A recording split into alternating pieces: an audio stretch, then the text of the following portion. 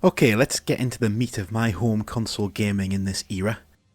The MegaDrive was a very exciting machine in 1991. Sega did an incredible job of marketing campaign that set it apart from Nintendo, who had pretty much established themselves as the dominant next-generation platform with the Super NES. We didn't get quite the same directly confrontational marketing they had in the US with the whole Sega does what Nintendo don't stuff, but there was obviously an attempt to make the Mega Drive in particular seem cool to slightly older kids and teens in a way Nintendo could be seen as kind of for kids. I mean, this cool guy in his chair, look how bloody cool he is. He's the milk tray man or something, we want to be like him, in his bizarre sci-fi caravan here. They generated what would have been viral memes if the internet had existed at the time, like the Cyber Razor Cut and Blast Processing. Our version of viral memes was stickers that came in Mean Machine magazine that we used to completely ruin the lovely sleek black lines of our expensive new consoles.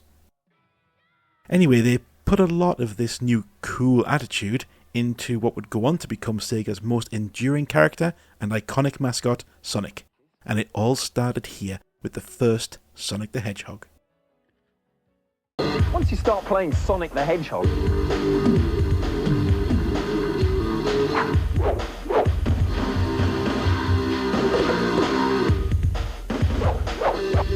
everything else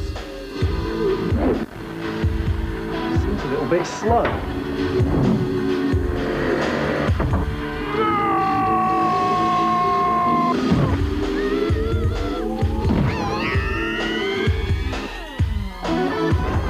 Don't worry, I'll catch him. Dr. Ivo Robotnik, the mad scientist, is snatching innocent animals and turning them into evil robots. Only one tough dude can put an end to the demented scientist's fiendish scheme. It's Sonic, the real cool hedgehog with the spiked haircut and power sneakers that give him super speed. Yep, it's all about speed and attitude. At least that's what the ads showed, and how it was spoken about in the instruction manual. We mentioned that Sonic wasn't the first game released on the Mega Drive last time out, but this was the reason to buy one, the showcase, if you like. They made up the term blast processing as a way to lie about the console being able to handle the super speed of Sonic, and you simply had to play it. その名はセガソニック・ザ・ヘッジホーグメガドライブで待ってるぜ It's not true, of course. In fact, going back to the original Sonic now, you might be surprised at how slow it seems. Sonic's top speed isn't really any higher than a running or flying Mario in Super Mario World over on the SNES, but the levels, at least the early ones, are designed to make it look as though he's going really fast. Actually, the entire history of Sonic games have been described by some as just single, impressive-looking set pieces of speed in the opening level, followed by a pretty traditional, and at times actually frustratingly slow and halting platform game. I can see the value in those criticisms, but there's a bit more to it than that.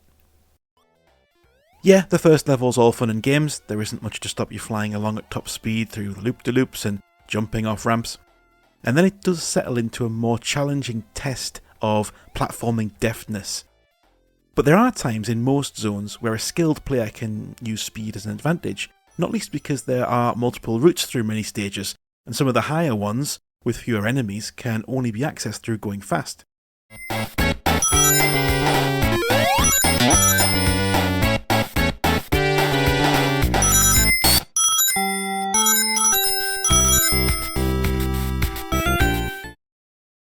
The highlight of this game I actually thought were the boss encounters. There were some pretty imaginative gameplay challenges in the Robotnik fights that end each zone, and there's just 6 of them, but they really stick in the memory. In the days before the internet, trying to find out different strategies and learning what worked against these new machines was pretty fun. I still maintain Springyard's own boss was the hardest one in the whole game with his taking the floor away shenanigans.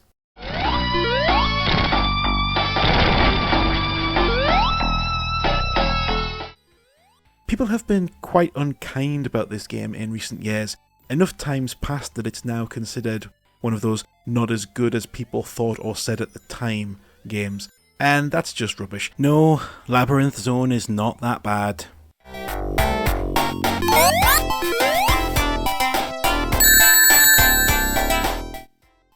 It's not great.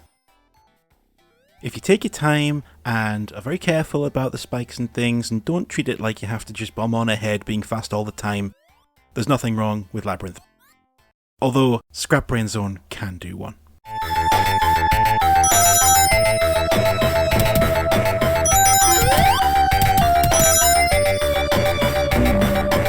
In between stages, if you have enough rings, you can get into these really trippy psychedelic levels to try and get all the Chaos Emeralds to stop Robotnik having them. And it's worth it because it changes the ending graphic ever so slightly.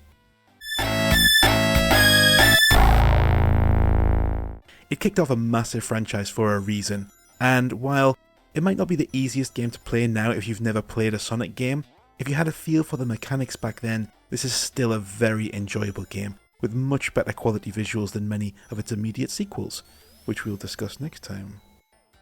And of course, as with so many of these early games, you can't really talk about how good it is without mentioning the fantastic soundtrack, which actually only gets better as the series goes on, but it's undeniably fantastic even here at the outset.